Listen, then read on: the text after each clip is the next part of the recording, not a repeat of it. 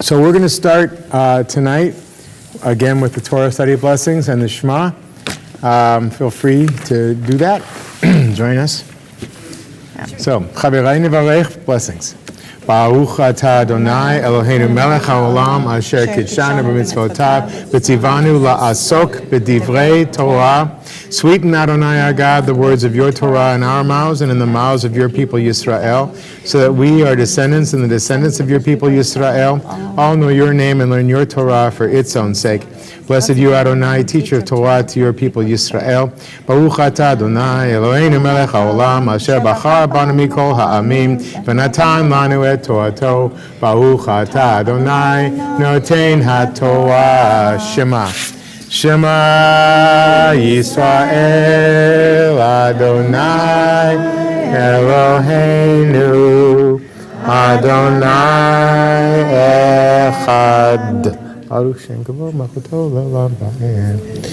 Ve'ahaveta et Adonai Elohecha b'chol levavecha u'b'chol nafshecha u'b'chol me'odecha v'hayu ha'devarim ha'ele asher anochi mitzavecha hayom al levavecha ושננתם לבניך ודיברת בם בשבתך בביתך ובלכתך בדרך ובשוכבך ובקומך וקשרתם לאות על ידיך והיו לטוטפות בין עיניך וכתבתם על מזוזות ביתך ובשעריך. So we're going to talk about three things tonight, and we're going to leave half the time for questions, as you can still ask a question while we're presenting. We're going to try and stay on questions on topic, though. So if it's on something that's really not germane to the things tonight, then we can do that. We can talk about that maybe a little bit afterwards, or anyway, but we're going to stay on topic. Our topics tonight are three things: incarnation, afterlife, and resurrection. And the only one of those which is not really a concept that you find in traditional Jewish sources is incarnation. That is, God becoming a human being. I have my own thoughts about that, and some of you have heard me talk about that, and I'll talk about that after Danielle talks about the whole concept from another thing. But as we were preparing today, if you were going to say incarnation, it would be the word carne means meat. So incarnation means becoming meat. And so that would be hitbasrut, to become meat. But since the word, as for those who were here last Saturday at the Torah study, for good tidings is besorah, it's the same word. So it's good tidings and incarnation at the same time. So hitbasrut could possibly mean both, but I don't really think so. It's just a lot of fun, and we're just having fun with the Hebrew. But as a concept, it's not in our sources that it's God becoming human being. So Rabbi Ari's just asked me to share a little bit about how I see the concept of incarnation throughout my reading of the text. So what I'm about to share with you, I think stands well within the bounds of normative Christian orthodoxy, and you can read this in various books, this type of approach. But I also wanted to say, and I said this at Torah study on Saturday morning, that just like I think within your community, within my community, not everybody thinks exactly the same thing, nor are all Christians studied, nor are all Christians thinking about how to understand the Hebrew scriptures in their original context, as well as the Brit Hadashah, or New Testament, in their original context.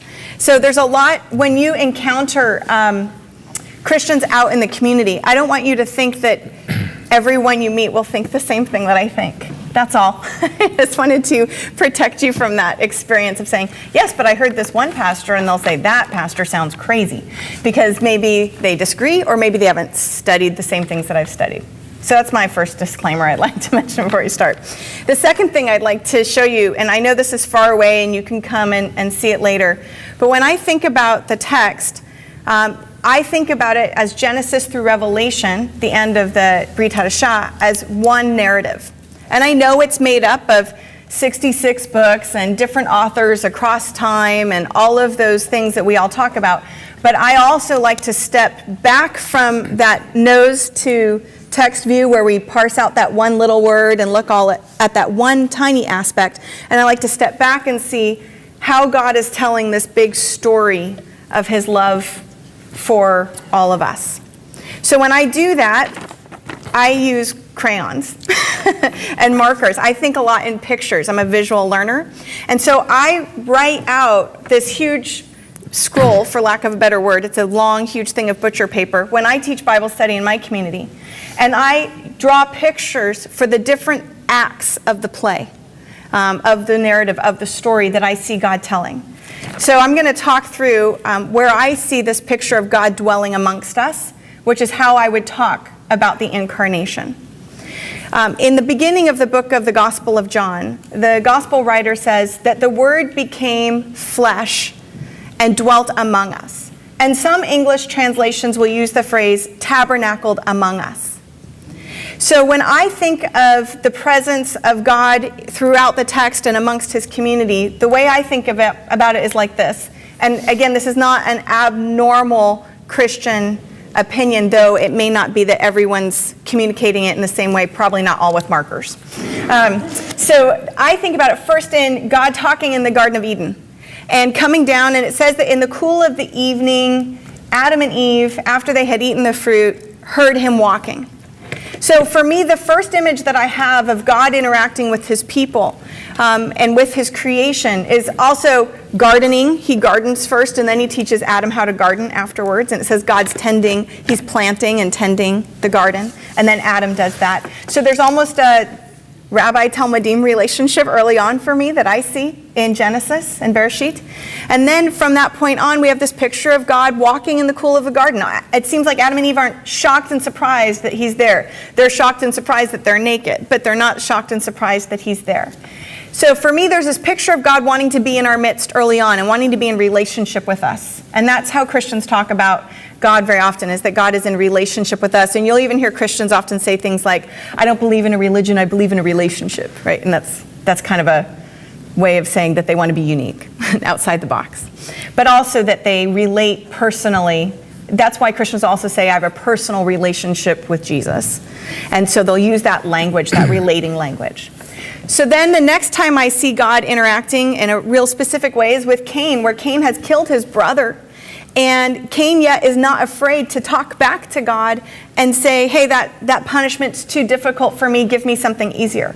So in both of those pictures, I have a sense that God is somehow limiting himself to have relationship with us. Because otherwise I have no explanation as to why Cain's not deathly afraid that as he's killed his brother, that God's not just going to smote him and take him out. And we have these other pictures where Moses himself can't see God and would die and has to be pushed into the cleft of the rock. So I feel like God is choosing to dwell amongst us in a way in which we can somehow engage with him, even though he's bigger and grander and more mysterious than any of that. So those are my first pictures of dwelling with us. So when I again think of the Gospel of John, the Word became flesh and dwelt among us. That's the picture, tabernacled among us. That's the picture I have. Then we have this, again, covenant with Abraham, which God's also talking with Abraham. And then there's 3 visitors, but then there's only one left, and that's God and not the other 2. But nobody's sitting there shocked that God is there. There's something that God's doing to relate with Abraham that's limiting himself in that moment. And then when he pulls Israel out of Egypt, he comes down onto a mountain, and Moses has to come up on Sinai. But then ultimately the plan is that God will, and he says this very clearly in Shemot, in Exodus, dwell amongst his people. He's going to tabernacle among them. He's going to be in the Mishkan, dwelling amongst them. So for me, this picture of incarnation or dwelling starts all the way back in Genesis and in Exodus and Leviticus. Here are the rules that we have to have in Vayikra for what it looks like if a community lives amongst, and if God's presence dwells amongst them, that you have to be holy, just like there's the Mishkan has to be holy and the temple has to be holy. So I have the tabernacle and then the temple. And then for me, it's not then surprising when I see that Jesus comes. That it's one more attempt for God to try to dwell amongst us in such a way that we can hear his voice. This is how I see it. I'm not suggesting anybody else in this room needs to see it this way, but if you're asking what Christians think about the incarnation, this is how many of us think about this.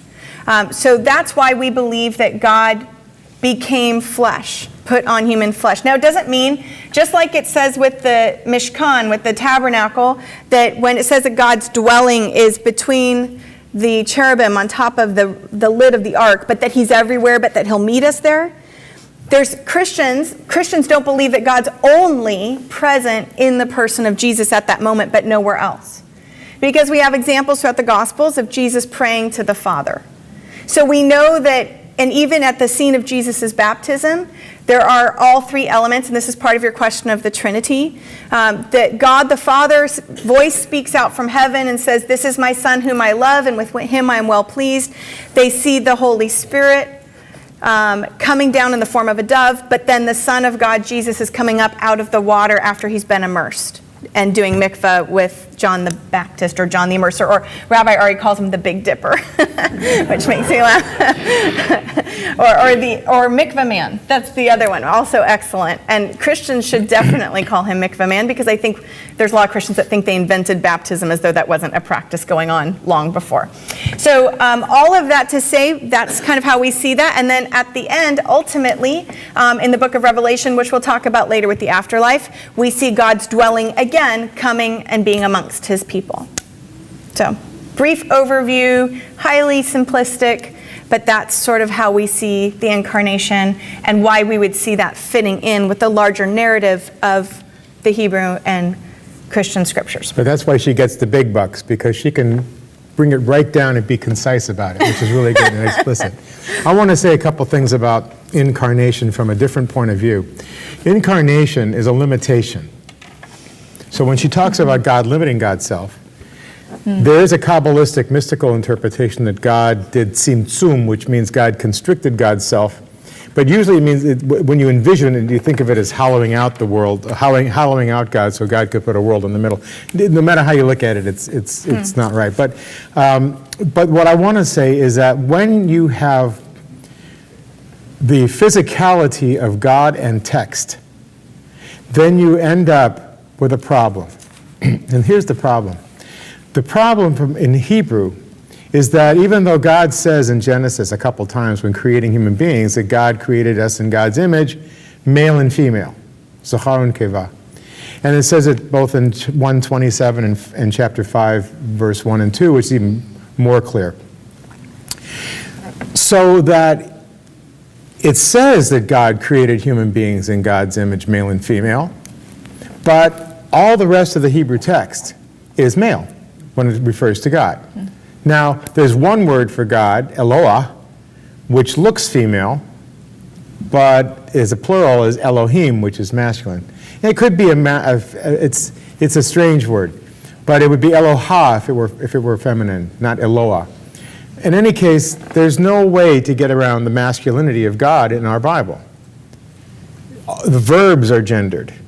Adjectives as well as nouns are gendered. You just can't get, numbers are gendered. You can't get away from it.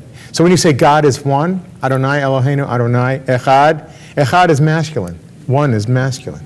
You don't say Adonai Achat, which would be the same thing, but feminine. A friend of mine is a Mormon. He was the Mormon guy at Stanford, and now he's a professor of Bible at BYU. And those of you who know me know that I spend a lot of time trying to rework the English so that God is never male or female in our prayer book. And so I was looking at the Book of Mormon with him, and we were talking about this, that, and the other. I was telling him how I work on making the text not be masculine. And he said, but I can't do anything about this because I can't retranslate the English because the English is holy. Because Joseph Smith translated it into that English. And so that English, 19th century American English, with all of its he's and these and thous and things, is as holy as our biblical Hebrew with all of its he's and etc. So whenever you have the incarnation of God, I haven't talked about actually in flesh yet, but whenever you have the language The language is always a problem, which is why on the back side of the Torah study lessons we have Kaddish. And the Kaddish, if you look at it, it says that God as a word, the noun God, the name God, name and noun are the same word in Hebrew. It's too big, it's infinite. Therefore, anything you say that's using a finite word is wrong. You can't capture the utter reality of infinity if you're using finite speech. And that's an example of incarnation. And that brings me to my last critique of the concept of incarnation. When you have a God who is expressly male-female in God's own expressed image, but you only have one representative if God made human, and that person is a man, then the one difference that Danielle and I have when we talk about God is she talks about Jesus being her Lord, God, He, King, and these terms are very important. But to me, they're not, because I try to get past all the gendered terms. And I don't look at any one individual as if they could conceivably contain every aspect of God. Yeah, Avi. So, I cannot and will not argue with Christianity. I don't know anything about it. About what? Christianity, I Okay. don't know anything, as I said before. But there is a different perception of God, not the Kabbalistic one, the one of negation of attributes. Therefore, God is not... The negation of attributes is a thing that Maimonides said, which is that if you can't say that God is blue, say that God is not blue, that's truer. But since God is blue, in part, that's not any truer. That was the critique of Maimonides afterwards. So the negation of attributes doesn't really help you. It helps me. Okay, good. It helps me a lot. It helps me to know that by hearing Danielle talk about the flesh of God, the fact that God has been playing in the garden with man, with Adam and Eve, or whatever it is, talking as if these are understood as allegories in Judaism. And to take it apart and make it flesh, or to make it as if we can understand it in any other way, to me, it is wrong, and it's wrong understanding of Judaism, and it makes Judaism crumble. I see when the little I know about Kabbalah is going a long way towards what I would say Christianity in bringing God. They have different steps where God is coming into the wall. In Maimonides' world, there is no, God is not in the universe. God is above, it's transcendent. So there, no matter what you say about God, you're wrong. You just do not know, and you're not. Plus, the fact that you say God loves us, well, again, if it's a Christian concept, that's fine. I don't. But God does not love. We are supposed to love and to fear God. That's what is said in the Shema. We are supposed to love and to fear God. That we are standing in front of God, and that is our belief. Okay, is there a question here? No, it's a comment. Okay. Yeah, Sherry. I don't know if this is exactly on topic, but Rabbi Tzvi Dershowitz, who I met recently, translates the Tselem Elohim not as the image of God, but the shadow of God, which is a very different concept. The word Tzel, Tzadi Lamed, is shadow. Okay. And Tselem is a way to say that it's not so much as a shadow. I mean, you can play Hebrew declension games where the word yom is day and yomam means during the day. Leil is night and Lila means during the night. Now they both mean day and night. But so if you could say Selam, you could, meaning while it's a shadow, but seldom has another meaning. But it's clever. But you also have a guy in the Bible. His name is Tzlofchad, but actually it's two words put together. It's not Tzlofchad, it's Tzel Pachad, which is the shadow of fear. So you do have that. But the biggest issue is that you also have Demut, and Demut is obviously the resemblance.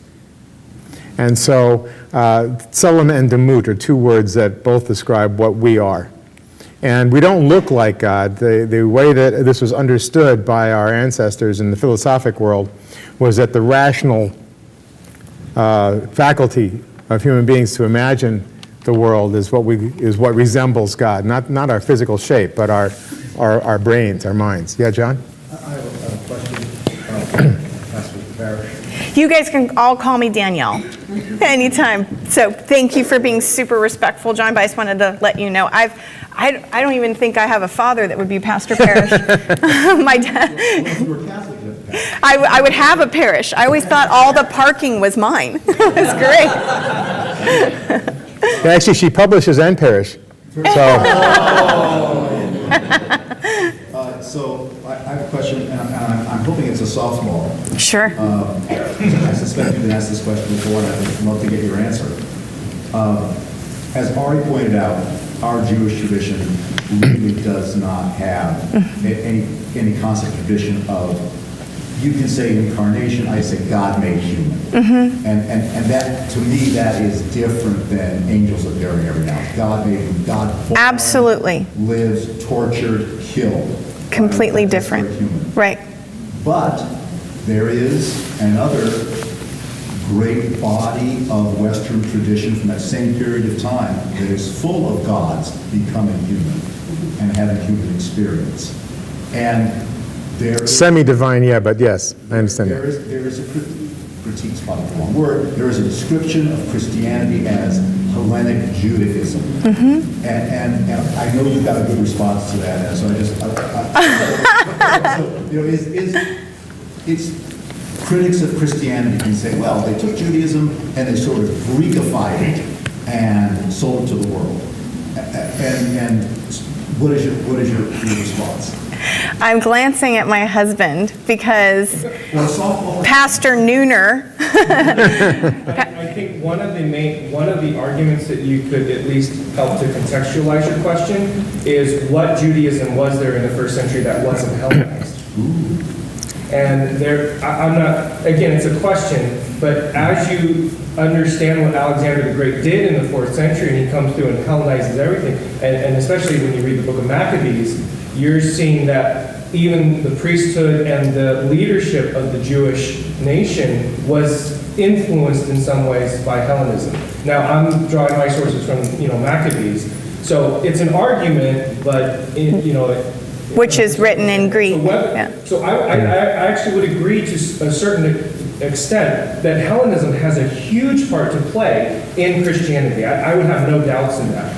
Whether or not it was only Hellenistic Judaism that Christianity took, I think there's nuances to that question that probably need to be fleshed out with greater historical work to what kind of Judaisms did exist. Because as we all know, we have Zealots, Pharisees, Sadducees. We're going to get, by the way, to some of those distinctions tonight. There's a whole factionalization that happens in Judaism during that period of time as a result of Hellenism. In the first century CE, there was a Sanhedrin in Yavne that was completely not Hellenistic. Actually, that's not totally true. But we should talk about that a little bit later, because you should see the Greek names that are among the rabbis and the things that they did. If you want to see the perfect synthesis of Hellenism and Judaism, look at Philo of Alexandria, because his work is very, very, very influenced by Hellenism. And then when you look at the history of Judaism ever since, especially in America and in Western Europe, it is also very influenced by Western culture. And probably the biggest irony that we have as Jews is the way we celebrate Hanukkah, which is supposedly the Jewish victory over Hellenism. And we celebrate it in a very Western culture kind of way and turn it into Jewismas. But Anyway, there's one other thing I wanted to say about incarnation from my point of view, because, and I'm going to do this short because this is not everybody in Judaism, and I've become much more heretical in a very Spinoza sense since I left the rabbinical school. And it has to do with understanding how and why God would create the world. And the way that I understand that is if God is infinite, and the highest level of God's existence, as we say, is we can't know anything about God. So for all intents and purposes, according to the Kabbalah, God is zero, which is, you know that those in the congregation know I use zero, G0D is how I spell God, and I use that to signify that I'm talking about divine issues when I put a zero in a word that would rather have an O, the letter O.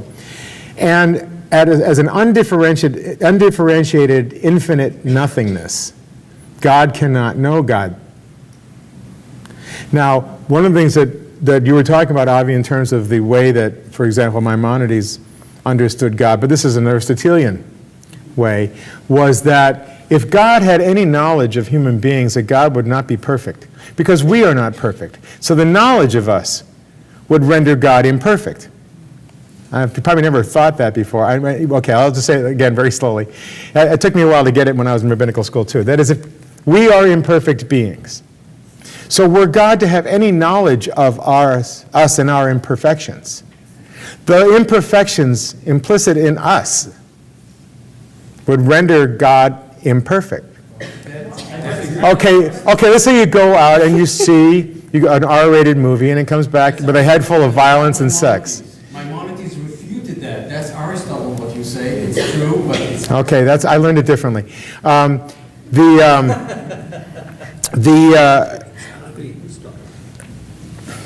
The concept of God having a thought of imperfect. When you come out of a movie, it's an R-rated movie with sex and violence, and you've got all that stuff in your head, then are you less moral and chaste than you had been before because you've got all that stuff rolling around? And that's the kind of thing you get to deal with. But in any case, you may have tendencies. When you listen to vulgar language, even if you don't want to use it, the more you listen to it, the more you end up doing it, just because it's partly in your head. So what this was saying is that if God were to have any knowledge of an imperfect being, that God would be imperfect on that level. And therefore God cannot and will not have any knowledge of us, because all God does, according to this particular thought, is have knowledge of God's self. In any case, that's one way to understand it. And then that's why you have these sphirot and the emanations of 10 different levels. And that doesn't answer the question, actually. I don't want to go into a critique of it. But what I understand is, why did God create? And the answer was to particulate. That is, through the explosion that blew up the consumed world, as it were, according to Kabbalah, you end up with sparks and shells, a jumble of pieces, out of which the world was created. Each one of us is billions of those pieces, all the atoms and the cells, et cetera, et cetera, et cetera. And when we look out of our eyes, in my mind, we are looking out, we are God looking out of our eyes. God is looking through our eyes, because to me, there's nothing else but God. It's all one big jumble of everything, but it's all made out of the only substance that there ever has been.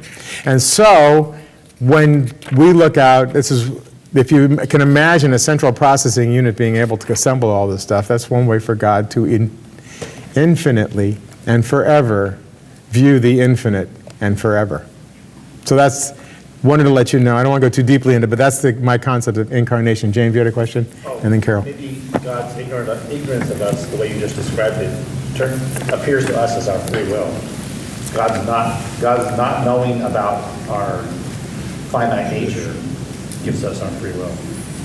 Yeah, I just say with what Rabbi Akiba said, which is everything is predetermined and we have free will. So I can live with that. It's a Jewish koan, as it were. Carol, and then Ivan. So I have a question for Pastor Parrish. Well, the problem is that I don't know. Speak louder, please. And I'm too old to want to call. I'll repeat. His name that I didn't know.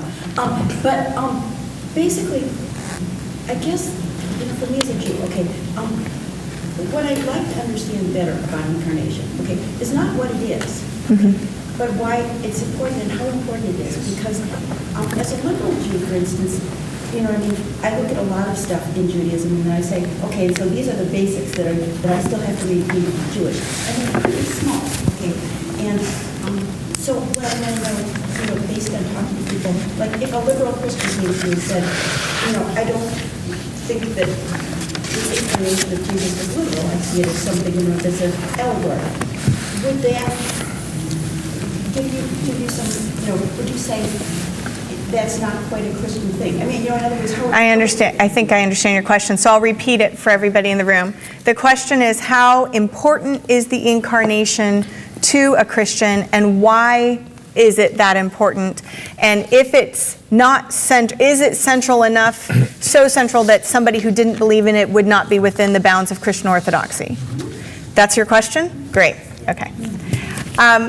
It's incredibly important. And the central reason why it's important is because we believe that Jesus is God. That he's not a good human being that did a lot of good things. We don't believe he's only a good teacher, rabbi. We don't believe that he was only a good Jew. Amy Jill Levine, when asked who does she think Jesus is, and she's a Jewish woman scholar who teaches the New Testament and attends at an Orthodox conservative synagogue. She herself is a conservative Jew, and she's fantastic. She'd be great to have come and speak sometime. We're working on it. But she said on a panel with other Christians and non-Christians, but historical Jesus scholars, she said Jesus was a fully halakhic Jew who was completely observant to Torah and was an excellent teacher and a good man. I would agree with all of that. And then I would say, and I believe he's God. And so that's where, if you are a Christian, you believe that Jesus isn't only fully human, but you also believe he is exactly 100% fully divine. And unique in that regard. And completely unique to anything else in that regard. And I would completely agree with you, Avi, that you can read those Genesis stories allegorically, completely understand that view, and that view is also in Christianity. The places where I see God choosing to be amongst his people would be, again, in the tabernacle, and then amongst and being able to be encountered in the temple. You don't have to agree. I'm just saying those are the things that I wouldn't set also in allegory. Whereas Genesis 1 through 11, or at least Genesis 1 through 3, people are going to discuss whether or not that's truly a 24-hour day, or an explanation of how God did it. And now all of that discussion occurs in Christianity too. So I just wanted to let you know that that discussion's also in Christianity. Just really briefly, I'd like to note that all of these concepts for us, it's not like, in seminary, I did not like systematic theology. And there were 3 courses of it. Systematic theology is the study of all of the systems of theology within Christian thought. So exactly what we're doing right now, my least favorite thing. I'm just joking. I love you all and I'll do it for you.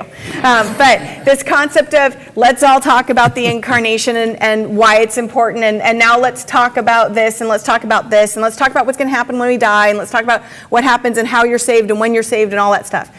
All of these, the reason why I struggle with systematic theology isn't because I don't think the concepts are important, but because I feel as though we've extracted them from their context and narrative. The reason why the incarnation is a valuable and central concept to all of Christianity is because of everything we read and everything we experience through the person of Jesus.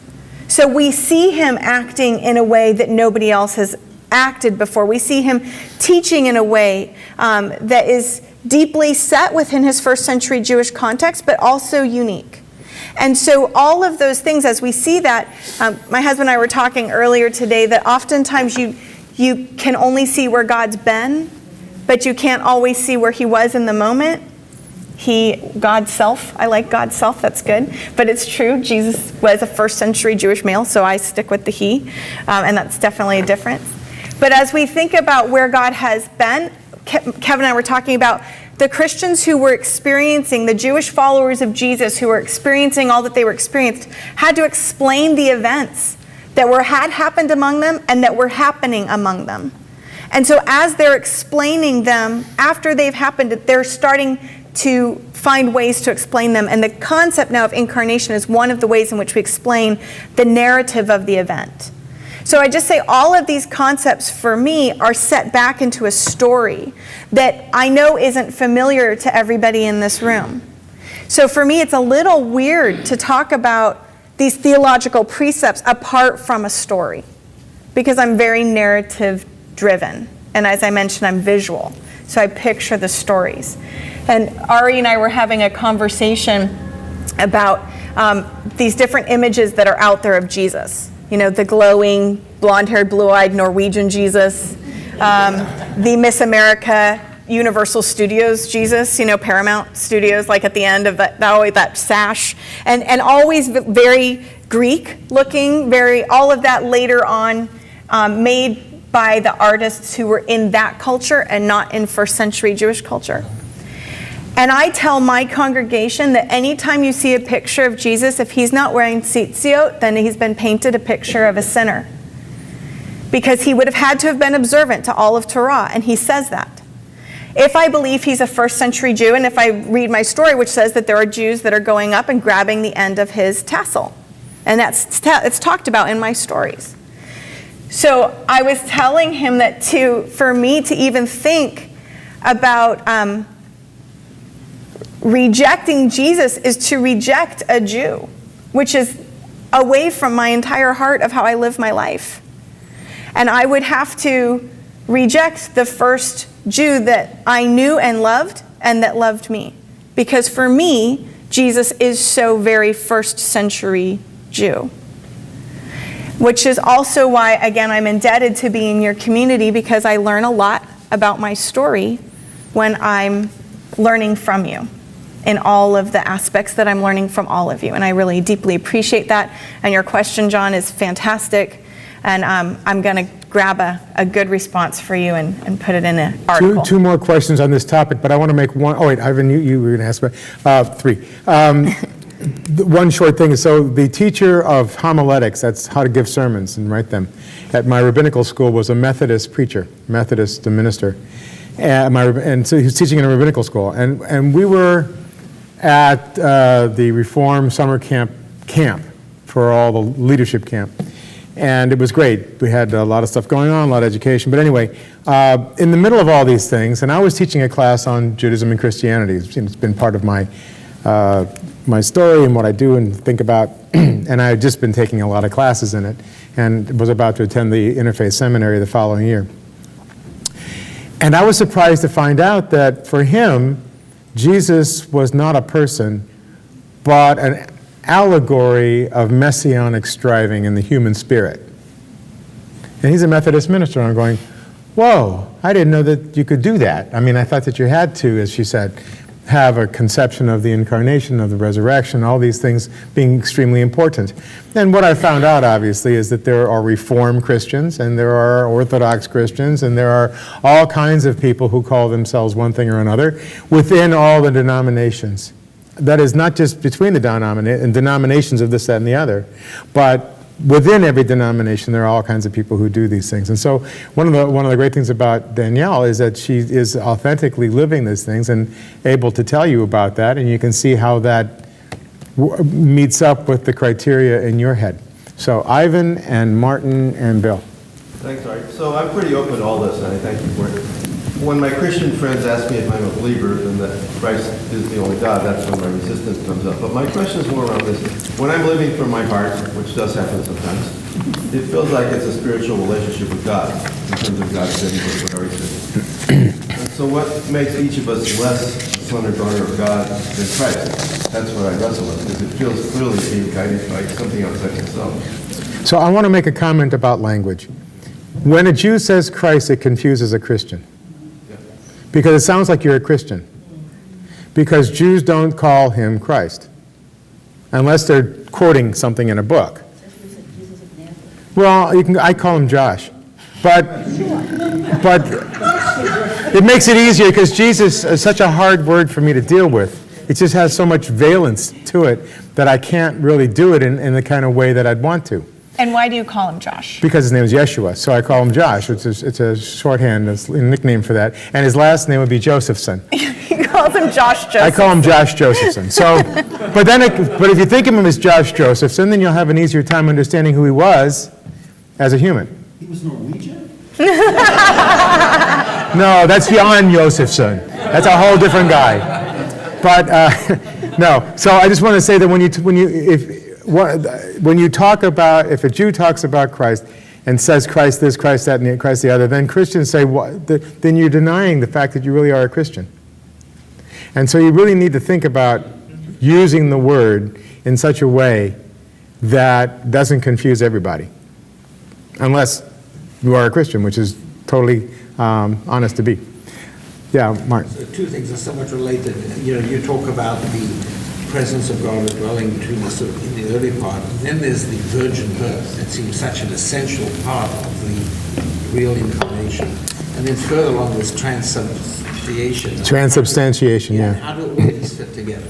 I guess that fits with incarnation. Well, transfiguration? Transubstantiation, that's the Catholic thing where that when you eat the wine and the wafer as part of the Eucharist, then it actually physically turns into the body of Jesus in your body. But So there, when- yeah. Like incarnation. So when my cousins went to Mass, they had to not eat breakfast before they went to morning Mass because it had to be, pure and empty to receive as a pure vessel. So that would be what they would understand. So, right. So Protestants don't have transubstantiation, but Catholics do. So it's a bigger mystery for Catholics than it is for Protestants. And I think even within Catholicism, there are some Catholics that disagree and practice it in various ways. So it depends on the practice. What was the other part? The starter with Virgin Mary. Virgin Mary. Virgin birth. So Christians believe that the virgin birth is a fulfillment of the prophecy of Isaiah, and that it says it can be the young girl or young woman will be with child. And it doesn't say virgin in the Hebrew, but it would have been, for Christians who read it and are trying to understand, the understanding is that word would have been, for a young girl, that she would have been a virgin. That's how they would argue that it's not a word yet used for like a young woman who's married. And then regarding the virgin birth and the centrality of that doctrine is central to Christianity, and it's part of our declaration, part of the Apostles' Creed, part of the Nicene Creed that has been around from the 300 CE and on. And then I will also tell you that I think that there are Christians who, I'm not saying this is within the bounds of orthodoxy, but there are Christians who say, okay, let's say it's just the birth of a young woman. They'll go back to the Isaiah passage, and not a virgin. So what? He's still God. So it's not, there are Christians that, again, setting the entire narrative into place, it's not that he's born of a virgin that makes him God. It's everything that he does, everything that he teaches, and then I would say the centrality for all Christians would be the resurrection. That is what makes him not just a good man, but God himself, because he was crucified, died, buried, and has risen from the dead and is alive. That we don't immerse in the name of a dead person. We immerse in the name of somebody living.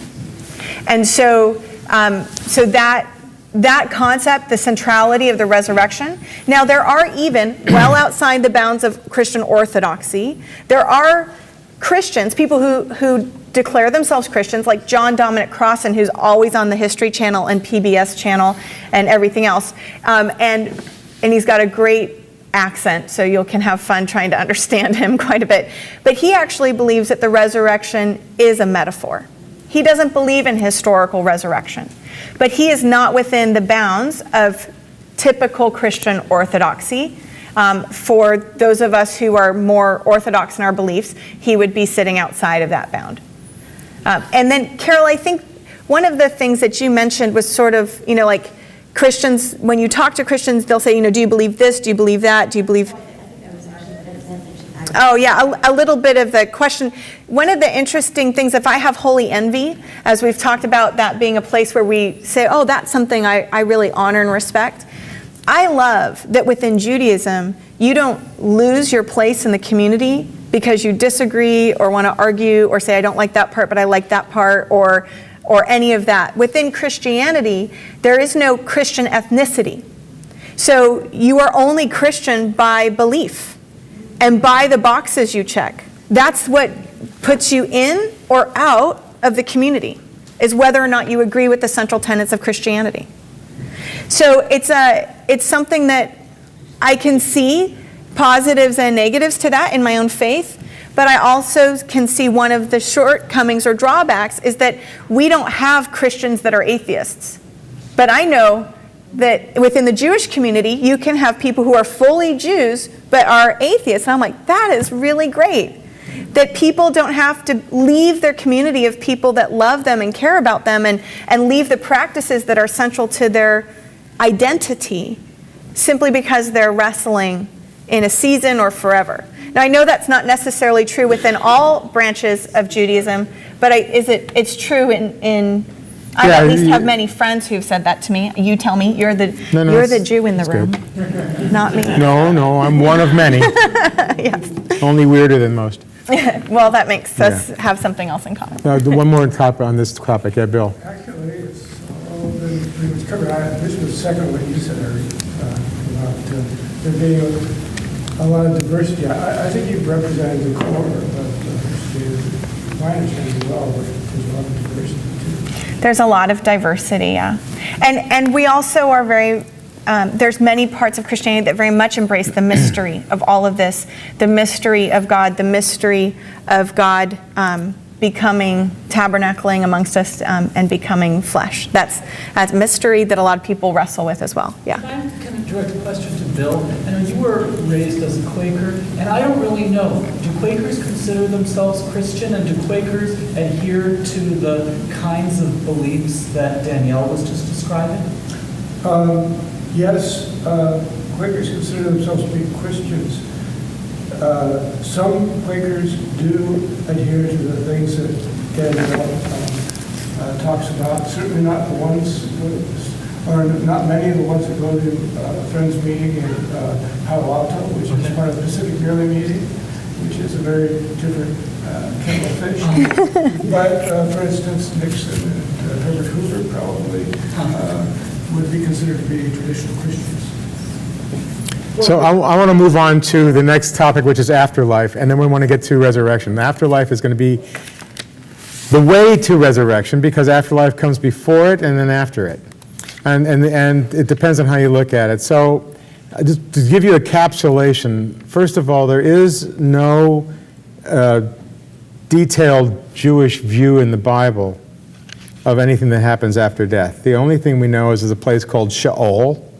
Sheol is connected to the word for ask, which is shoel, and Sheol, and like Shaul, Saul, means what you ask for.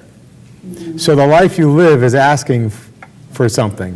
What you ask for, you will get, that kind of a thing. And one of the ways that Jews deal with it now is that they figure that whatever we're asking for, God will appoint to us, and we don't need to go into the details.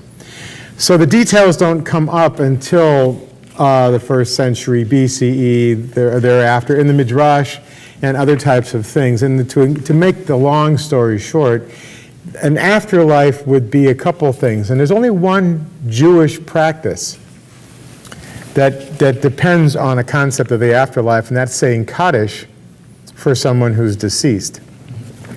And in the 1st century BCE and CE, the Jewish practice, around Jerusalem at least, and in some other places in the country, was to bury people in burial caves instead of under the ground.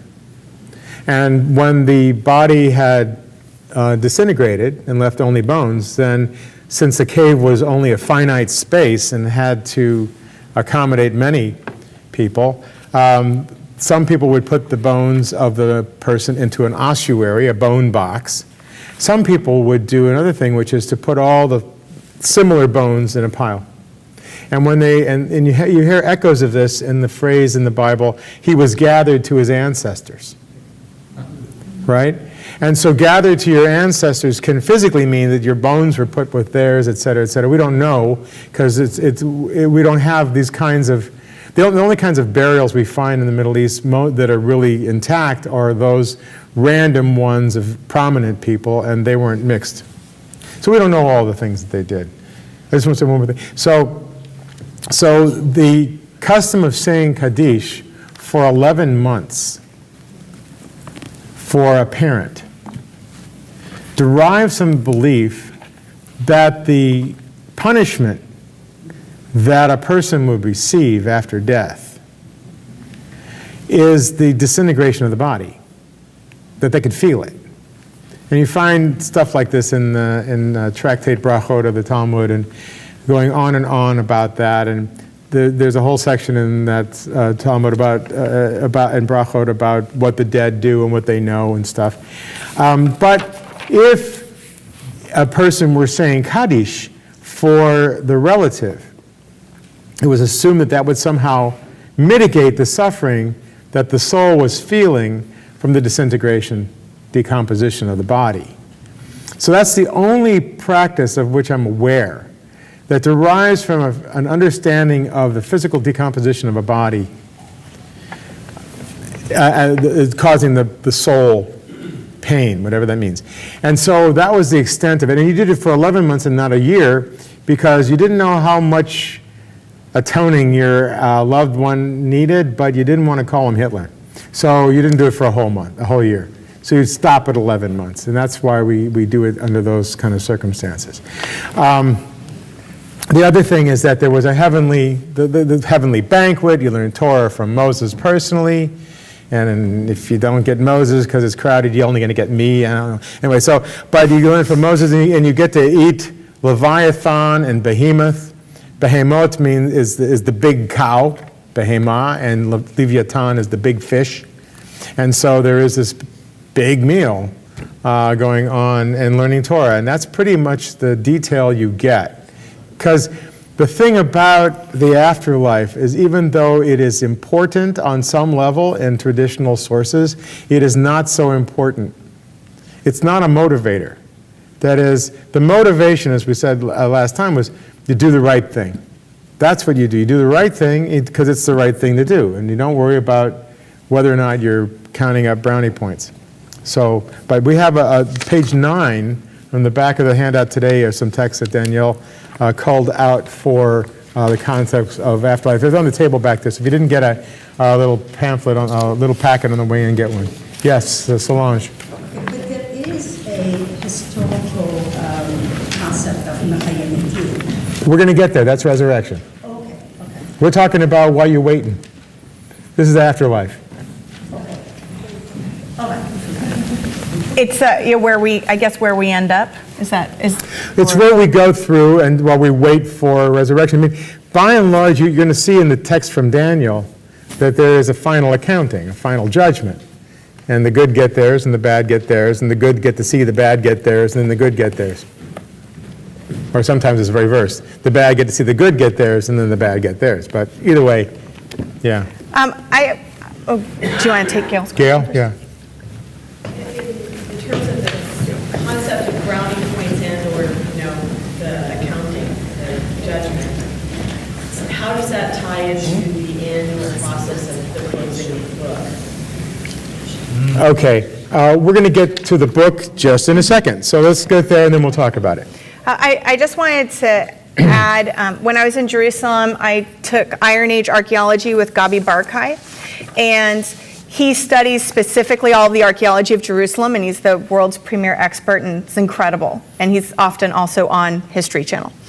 So Gabi took us to Iron Age tombs, and one of the tombs that he discovered is in Gehinnom, and he found what has previously been the oldest Hebrew inscription ever found, which is the silver amulet that was found with the Aaronic benediction and blessing that was found. For those of you who... Aaronic, not Iranian. Right, Aaron, yeah. The Lord bless you and keep you.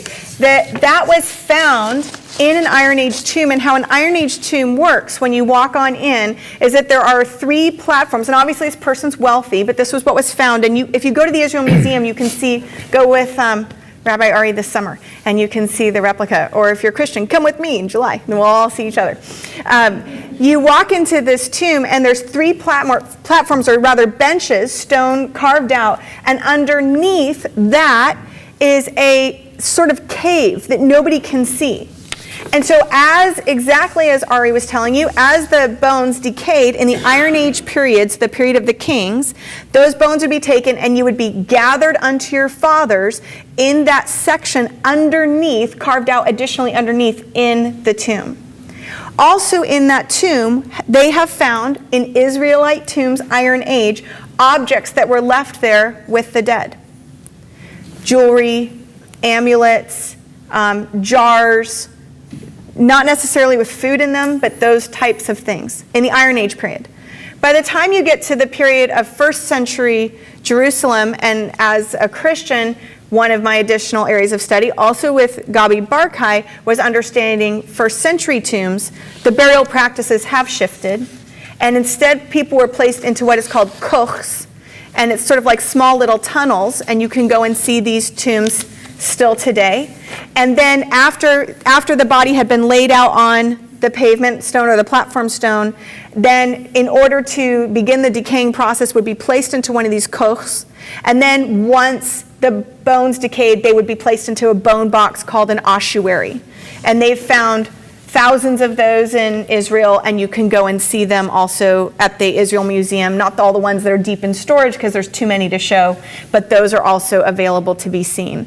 And that is the one where you see this stone rolled in front of the entrance to the tomb, which comes into the story of the resurrection of Jesus, where the women get there and they're preparing to roll the stone away, but has been sealed by Rome. So in any event, that stone is in a trench so that it's easy to roll back and forth, because unfortunately many families were losing more than one family. If a disease hit, it would be many people in the family that would be dying, and you might have to be burying more than one. But this is all a larger story of burial practices, but those languages and how we talk about it all come into play. Even archaeology informs our discussion from the Hebrew scriptures and also into the Christian scriptures. Okay. Page 9. Page 9. Just briefly before we start this, if you have a moment later on, if you're at all interested, in terms of this conversation about your works being measured up, in Matthew chapter 25, Jesus tells a parable, and he says, in the end of times, the Son of Man comes in all his glory, and all the nations will be gathered, and he will separate them from the right to the left as one separates the sheep and the goats. And the way in which he will separate them is based upon this action. Did you feed me? Did you clothe me? Did you give me something to drink? Did you visit me when I was sick or in prison? And the righteous answer, Lord, when did we see you? Sick, hungry, thirsty, in prison, and things. And he says, I tell you, whenever you did it unto one of the least of these, you did it unto me. And go then into eternal life. And the unrighteous say, Lord, when did we see you? And he says, whenever you did not do it unto one of the least of these, you did not do it unto me. And they are cast into eternal punishment. So this concept of book of life and your deeds being measured as to what you did, good deeds and bad deeds, how you cared for those, the poor, the thirsty, the hungry, that concept is in Christianity. And I want to say one thing. So what you were saying is if you do it to all these people, you're doing it to him. Yeah. Right? And so that's what I say. That is, if God as one person is too small, but God as everybody is not even big enough. But still, when you do things for people, you're doing them the right thing, and you're doing them for God, to God. And so that's the way I would look at these. Is that the same as a mitzvah? Well, mitzvah is meaning mitzvah is a good deed, but there are a lot of mitzvahs that aren't good deeds. John? So, I like that. I really like that because the Jew in me believes that what's important is what you did here. But I can recall Jesus saying the first you would pay last and the last you would pay first, which to me says that if you have a life in which you ignore the poor or unrighteous, but the last moment you say, gee, I'm sorry, and I believe that you'll win the kingdom of heaven. That's how I hear it as a Jew. Yeah, that's not how I hear that verse. And I don't know that it's even talking about Is it an ultimate, I don't think it's talking about a destination. Well, And- I mean, that's Yes. because you're understanding it in probably a really wonderful way, but the caricature of the way it can be bent out of shape is a deathbed confession, which, Right, but we should open up that text. Maybe we can bring it next week. okay. Because one of the things that I want to talk about is parables and the mashal, that there are thousands of parables in rabbinic literature, and there are several parables in Christian literature, and there are some that are very similar to one another. And I think it's really interesting, and I think it's good for Christians to know how to understand those texts in a first century Jewish context. And what I think Jesus or Josh, Yeshua, all those names, is talking about in that setting is more that something he's talking about all the time, which is that he's flipping everything upside down. That those people that have it all, that are privileged and everything, this is not how his kingdom runs. That it's the poor, it's the meek, it's the humble, it's those who serve one another. It's not the proud, it's not, and there's much more we can talk about that, but everything seems to be flipping the script a little bit. Particularly as Rome is in the land and ruling. Let's go to this page 9. In terms of Christian belief or view of afterlife, here it is. Ready? Here's what we're all waiting for. Revelation chapter 20, verse 11 through 15 reads this way. By the way, it's singular, revelation, Yes. not revelations. So when you meet Christians who say revelations, you can correct them because I correct them too. There's only one revelation. It's a singular word. Yep.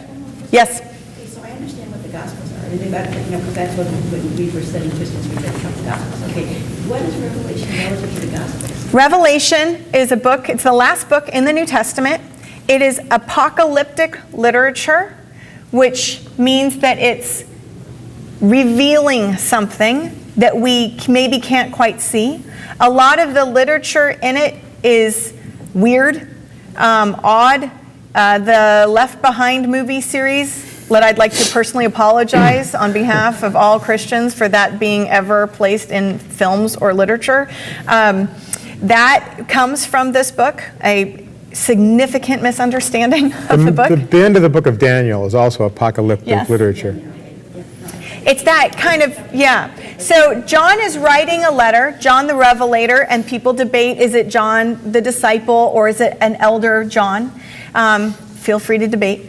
John the Revelator is writing the letter, and he is writing it to 7 communities or churches within the Roman Empire, and he is giving them an encouraging word as they are suffering significant persecution at the hand of Rome.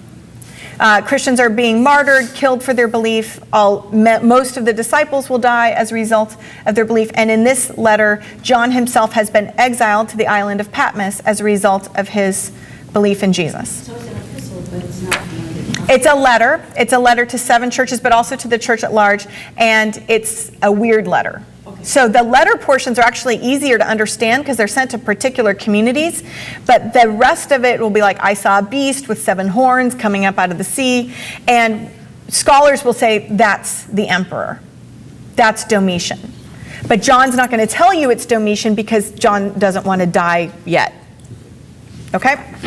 So in the end, he's giving a word of encouragement and a vision of what we're all looking forward to. So Revelation chapter 20, here's just a few verses. Next I saw a great white throne and the one sitting on it. Earth and heaven fled from his presence. No place was found for them. And I saw the dead, both great and small, standing in front of the throne.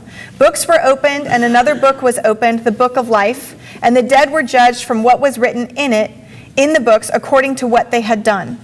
The sea gave up the dead in it, and death and Sheol gave up the dead in them, and they were judged, each according to what he had done. Then death and Sheol were hurled into the lake of fire. This is the second death, the lake of fire, and anyone whose name was not found written in the book of life was hurled into the lake of fire.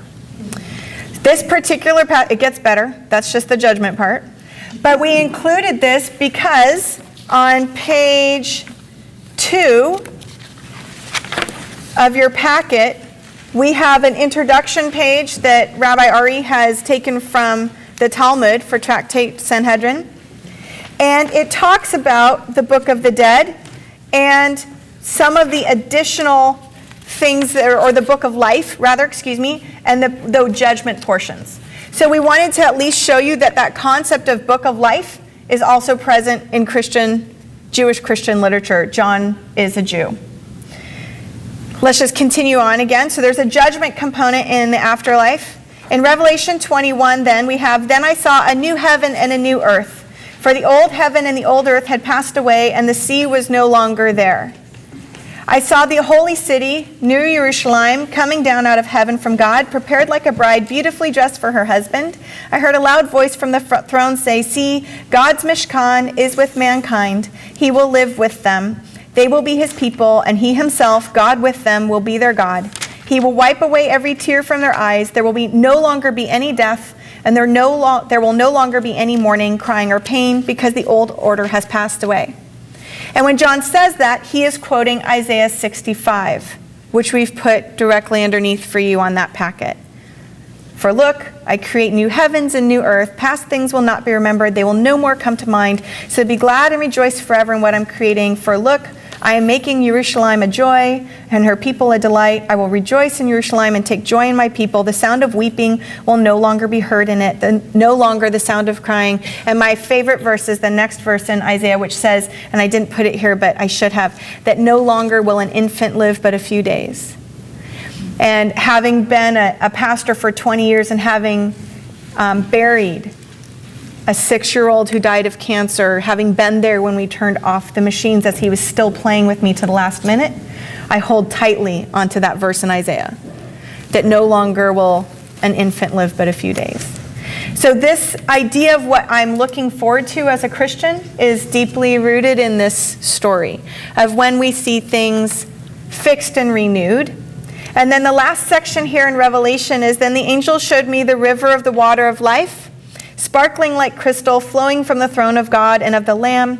Between the main street and the river was the tree of life, producing 12 kinds of fruit, a different kind every month. And the leaves of the trees were for the healing of the nations. No longer will there be any curses. The throne of God and of the Lamb will be in the city, and his servants will worship him. They will see his face. His name will be on their foreheads. Night will no longer exist. They will need neither the light of a lamp nor the light of the sun, because Adonai God will shine upon them, and they will reign as kings forever."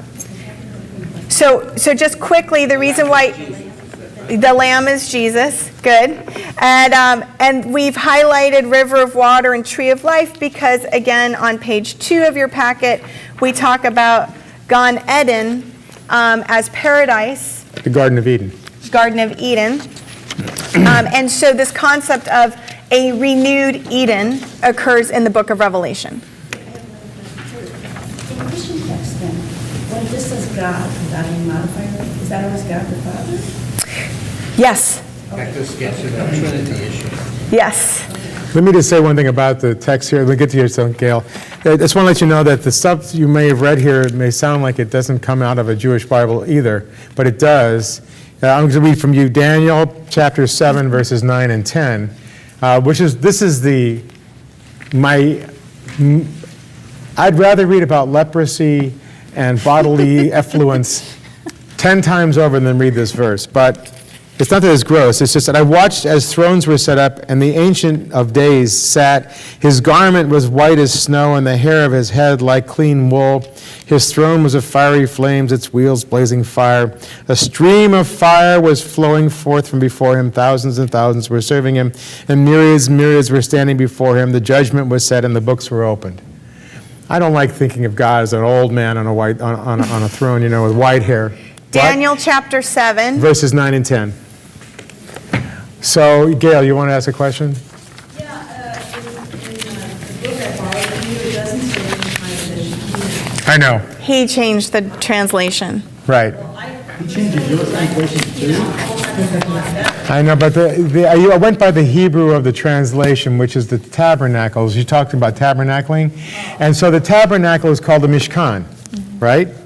And so Mishkan means dwelling place. And Shekhinah is God's dwelling, God's presence dwelling among us. So, yes, I know, but I changed that one because I wanted to make it closer. But neither one of us went to the Greek today, so we didn't have fun with that. I want to move on to resurrection because we have 25 minutes, and that's the longest section. I don't Next think week. we'll do the Trinity today, but maybe next week. Yeah, next week. Thank you, Martin. Because we want to deal with Messiah, God, and the connection between the two of them, which is the Spirit. And Yeah, parables. And parables. Solange. So clarification of what the Christian view of the afterlife is before resurrection.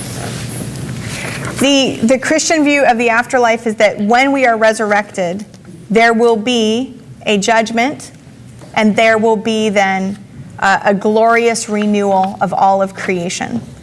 Before Before that, we're asleep. So there is no indication of something for now. Christians are going to use all sorts of different language to talk about this, and I think that there are there's some really good work being done by some important Christian scholars right now to try to demonstrate how Christians may have gotten a little lost in some of our discussions about what happens when we die. In fact, N.T. Wright will use the term life after death. Because what I hear a lot from my own community, and we were talking about this earlier today, at the funeral of the little boy, I will hear, let's not cry, there's no more mourning and weeping, because he's in heaven and he's playing catch with his friends and Jesus is there and it's all lovely and great. And before, during, and after the funeral is never the time to tell a grieving parent that that's maybe not the best theology, right? So I don't do that because I'm a pastor and I deeply love these people who've suffered an unspeakable loss. But that's not actually very good Christian theology. It's not accurately represented in our text. But there are all sorts of things that we say in times of grief to comfort ourselves and to comfort others with hope that, and I'm not suggesting at all that listen, my best friend died of cancer when she was 28 years old. And we did everything begging for her healing. And I hold tightly to these verses I read in Revelation, which is there is no more crying and no more pain. And so I hold tightly to the hope that wherever, in whatever space, that God sits well outside of time. So I don't think she's waiting, like this, like, I just really hope the resurrection hurries up so we get there. But so everything in God's time is an instant, but I am waiting for the day when everything is set to right. Christians and Christian scholars will talk about how we have experienced through the resurrection of Jesus, we have experienced the completion or the beginning of the completion of our promise, but we're in the yes of the promise, but then not yet of the promise. It has started. We've started to see the conquering of death from the grave, and we are also waiting for that to completely happen. We're in between. So I want you to turn to page 6 of this packet. The top verse on page 6 is the best place to start for a Jew from this whole thing, because this is the most explicit concept of resurrection in the Bible. It's the only really one. There's some others about death starting and ending. You'll see a couple of those in a second. And so in Daniel 12, 2-4, and many of those sleeping in the dust, Shenei Afar, will awaken, some to everlasting life, and some to everlasting shame and abhorrence. But those who can discern will shine like the brightness of heaven's dome, and those who turn many to righteousness like the stars forever and ever. But you, Daniel, keep these words secret and seal up the book until the time of the end. And it could be the book he's talking about. It could be the book of life. It could be the book he's writing. It's hard to say. Many will rush here and there as knowledge increases. But the thing is, many of those sleeping in the dust will wake, some to everlasting life and some to everlasting shame and abhorrence. And so that is the most explicit verse we have. When I had a friend in college, and we were a singing group, a duo. And he went home the last year I was in college, and he went home for winter break, and he came back and he said, have you read the book of Daniel? And I knew that he'd gone over to becoming an evangelical Christian, because that's very big in for talking about the next days. And so all of a sudden, while he was home, he just had this conversion, and it was just really interesting to see it happen. If you look at 1 Samuel 2:6, which is right below that, this is the second half of the Rosh Hashanah morning, first day Haftarah. We don't have this in ours because we stopped the story after the story of Hannah giving birth to Samuel. But the second chapter is Hannah's psalm and her song. And one of the things she says, which is fairly explicit, is Adonai memit umchaye, God kills and enlivens, morid she'ol v'ya'al, takes you down to Sheol and brings you up. Doesn't say bring you back up, just brings you up. So the question is, what does that mean? We don't really know exactly what that means, but as a verse that talks about life and death and life after death, it certainly could support all those concepts. And then in Isaiah 26:19, your dead will live, my corpse, it's actually my singular corpse, they will rise. So it's a plural verb and a singular noun. Awake and sing, you who dwell in the dust, for your dew is like the morning dew, and the earth will bring the ghosts to life.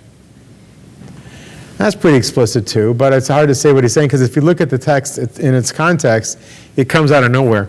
And then Psalm 16, it's actually part of what some people call Isaiah chapters 24 to 27, God's defeat of death. And there's a Bila Hamavet Lanetzach, God will swallow death for all eternity, that's in there too. But most of those chapters are not about death. And then Psalm 16, 9 and 10, so my heart is glad, my glory rejoices, my body too rests in safety, for you will not abandon me to Sheol. You will not let your faithful one see the abyss. So that's a hope. That's not the same as an affirmation of the other ones, but it's an affirmation of hope. Yeah, Carolyn. Excuse me? What is Sheol is down. It's where you go when you're dead. And that's all we know about it. It's down, and it's where you go when you're dead. And it means you asked for it. You asked for it? You asked for it. You got it. Toyota. No. It's not like... Going down like the verb in it. It's down. It's a metaphor. It's a metaphoric destination after you die, but literally means what you asked for. The word grave, it doesn't mean grave. Grave is kever. And so we have a perfectly nice word for grave. So Sheol means Sheol. And I would just say, a lot of people like to translate it as grave, but they're being metaphoric. But I like the word Sheol because it means something to me. You get what you ask for. And you got to live for it. And you'll see in a second that the Talmud takes that very literally. So then look at the page of the blessing. It's the first page. Yes, Martin? So, and Daniel said it also, when you die, you sleep. Only when the resurrection comes do you come out. That's right. Up or down. Or That's right. So there's no purgatory, there's no nothing. And there's no sense of eternity. It's just you're not until you are. Yeah. I can't hear. He asked, what do you do when you're sleeping in the dust? When you die, you sleep. You're unconscious. You're not aware. So you go into the world where time does not function. Is the best way to put it. Whether you're sleeping, hibernating, it doesn't make any sense. So it's just, you're not until you are. Okay, so and this is the second blessing of the, yeah? So this is something in common to Jewish people and to Christians? Yeah. So Resurrection of the dead comes out of Judaism. And we're going to go into depth right here and show you. So, and there are two words for resurrection. One actually is not resurrection. Resurrect in English means to stand up again.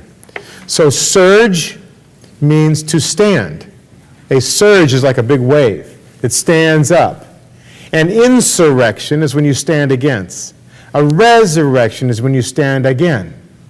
And so those words come from the Latin thing. But for Hebrew, it's mechaye metim, which means to make the dead live, or tkuma, which means to rise up, make them stand up. And that's actually, tkuma is actually the word would be surrection, not insurrection, and not necessarily resurrection, but it would be standing him up. Are we sure that it's the same concept as the Christian? Watch and read and learn.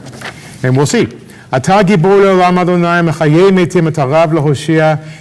are boundlessly powerful, God, enlivening the dead. You greatly save us. Why do we have this in a congregation which is liberal? And the answer is, my first year out here as a rabbi, I really fell into a funk. I had a 3-month vacation, and I was on the floor. I basically fell into a funk and was close to suicide because I didn't really care anymore. And I got myself up off the ground, and I realized that for me, that was a mechayim etim.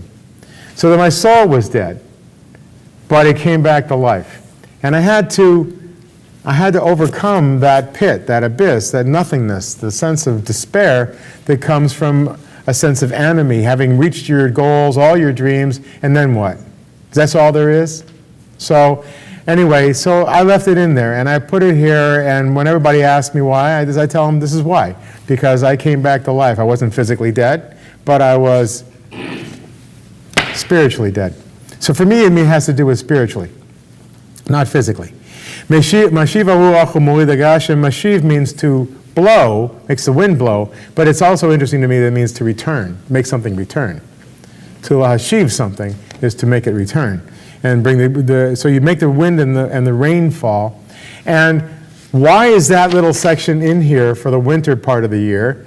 In the sense, in the prayer of Mechayim Eitim, and the answer is, if you're in California, you know. When it rains in the winter, the hills turn green. Same thing in Israel. When it's summer, it turns brown and it's all dead. And when it rains again, the hills turn green. And so this was to our ancestors the symbol of resurrection of the dead, an annual resurrection by the rainfall. And this is what Danielle was talking about. Did you do all these wonderful things? And this picture on the top is not a picture of resurrection. It's the picture we use in our prayer book to symbolize somebody helping somebody. This is the social justice and social helping symbol. And we use this on prayers where people do this. You can read the English. Somech noflim verofe cholim umatir asurim umkayem emunato l'shenei afar. And here you have Daniel 12:2. It's not written, there's a couple words in the middle there, but l'shenei afar. So when it's to the one sleeping in the dust, it's a reference to Daniel 12:2, which we just read. Micha mocha bal revuot midam elach melech memit umchayeh. The one who kills and makes alive. There you have 1 Samuel. Umatzmiach Yeshua, and sprouts salvation. That is, when you make the hills turn green, you're sprouting salvation. It's really kind of cool. And it's the image of and what's even weird is matzmiach keren Yeshua. So you have an animal and a vegetable image. So you matzmiach, you sprout the keren, the horn of salvation. So just go crazy on that for a while. Probably didn't mean it as badly as I mean it. Anyway, v'ne'eman atah lahachiot metim, you're faithful to bring life to the dead. So bringing life to the lifeless. That's how we translate it here, not to resurrect the dead. Baruch atah Adonai mechayei metim. Praise God who brings the lifeless back to life, who enlivens the dead. That's what this is all about. It's part of my apologies. Statements, right? It's one of the statements about, 13 statements. Right? Yeah, Ma'amin b'emunah shlema, yeah, right. So the Machayim Eitim, right. So it's an integral part, but it doesn't literally mean... Yes. Okay. Now look, go to the next page. And if you want to know, this is from the Schottenstein Talmud. This is the new version of the Talmud. There are two new versions. One is Steinsaltz and one is Schottenstein. Schottenstein is a little bit more popular for a lot of reasons.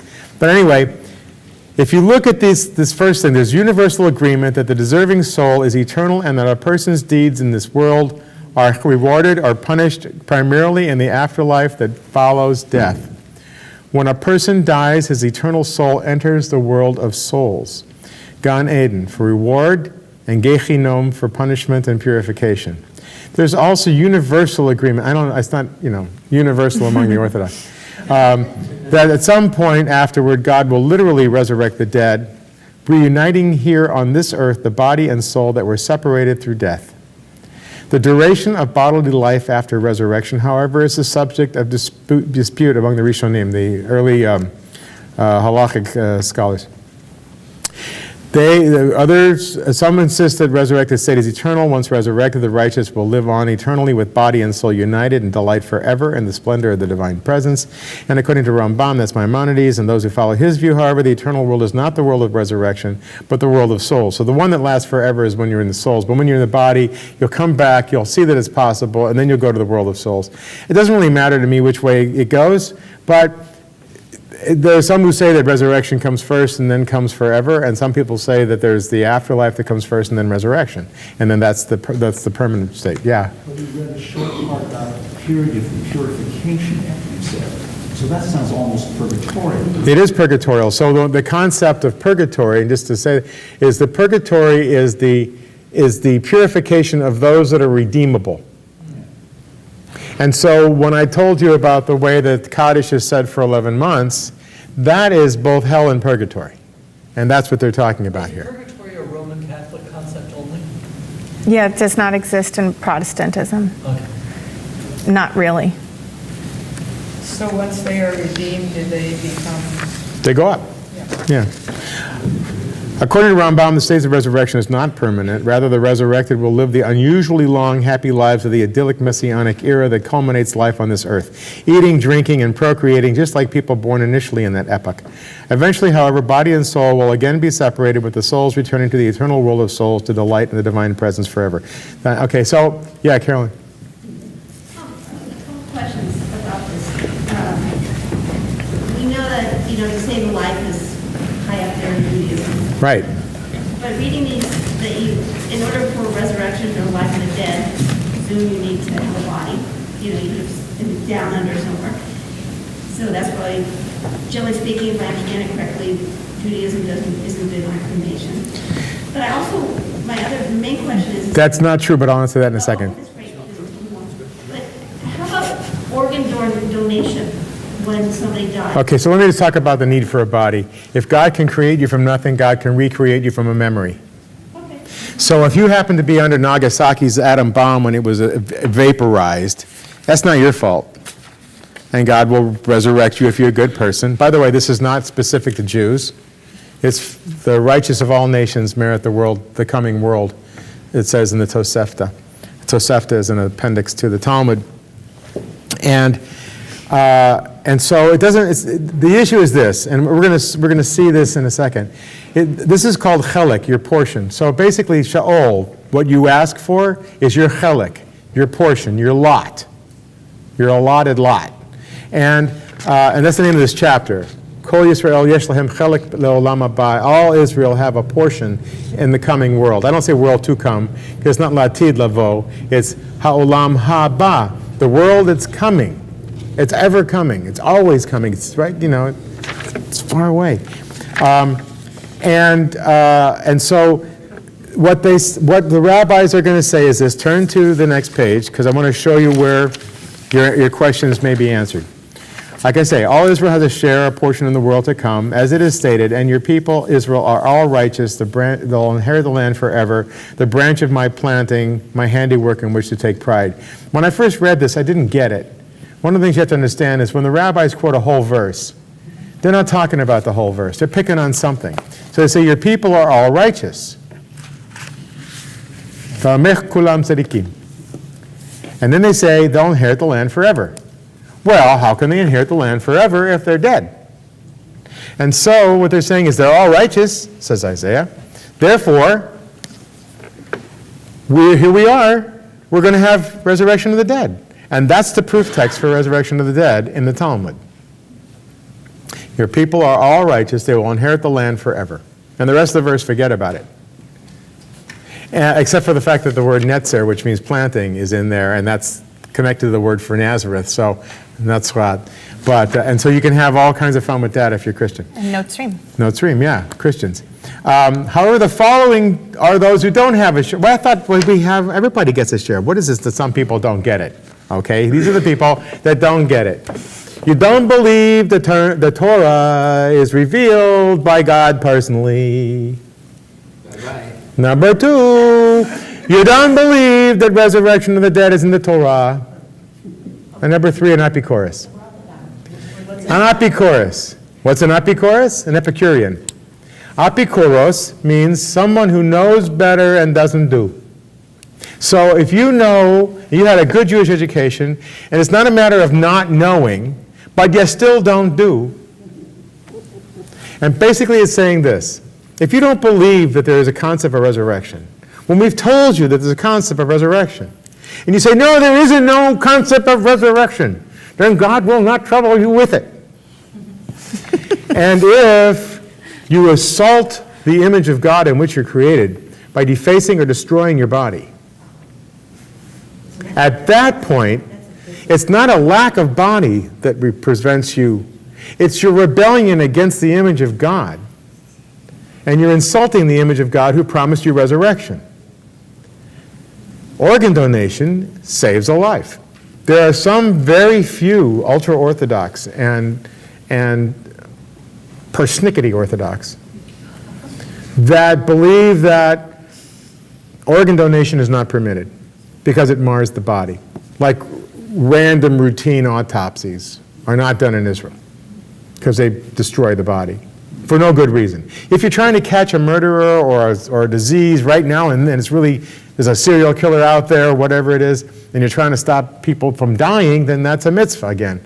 But otherwise, no.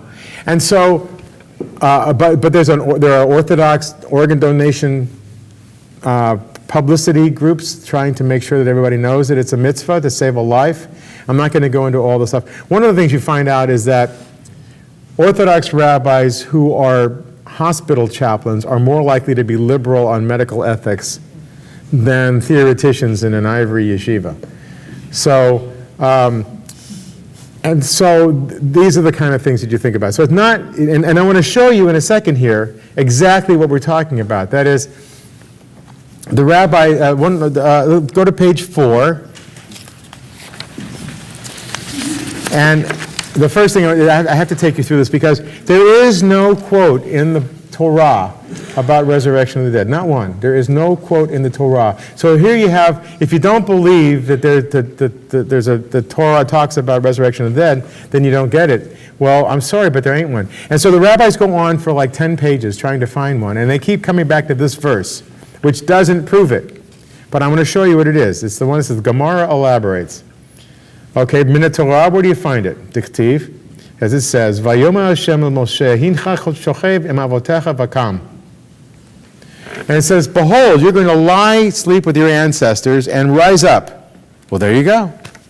But that's not the way the verse is. Vakam ha'am hazeh lisnot acharecha. And as soon as you're dead, there's people going to get up and go whoring after other gods after you're dead.